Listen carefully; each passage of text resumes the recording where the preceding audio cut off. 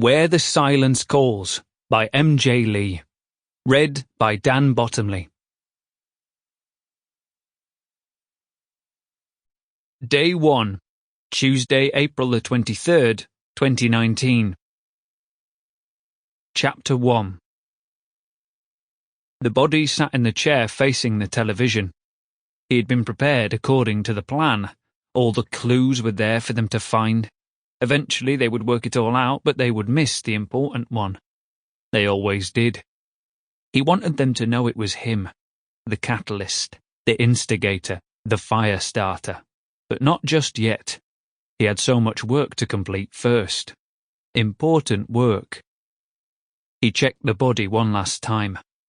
How many hours had he spent watching that idiot box, just staring at the screen, seeing the pictures flicker through glazed eyes? But that was what they wanted, of course, to feed the brains of the people with enough cotton wool to deaden the pain and smother any spark that may have existed.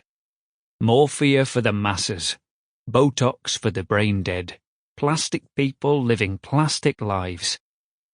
He adjusted the man's left arm, placing the remote control into the icy fingers. He propped up the head so it stared directly at the television. Finally, he placed the slippers on the cold, bunioned feet. Must get all the details correct, just in case somebody checked. And he liked details. His whole life had been about details. He stood up and stepped back, staring at the tableau in front of him. Something was missing. What was it? And then he realized the mistake he had nearly made. The man's eyes were closed. How could he watch TV when his eyes were closed? He searched in his briefcase. He knew he had packed it in here. Always be prepared, that was his motto, like the Boy Scouts.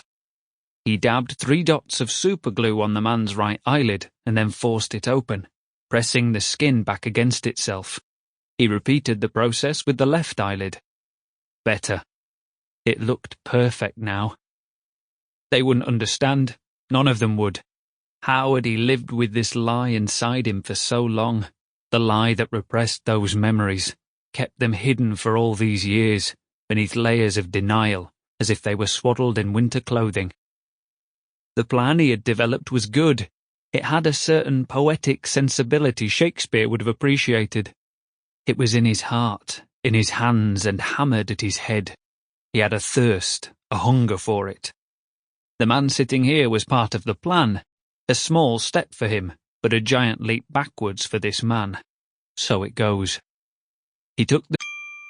Sample complete. Ready to continue?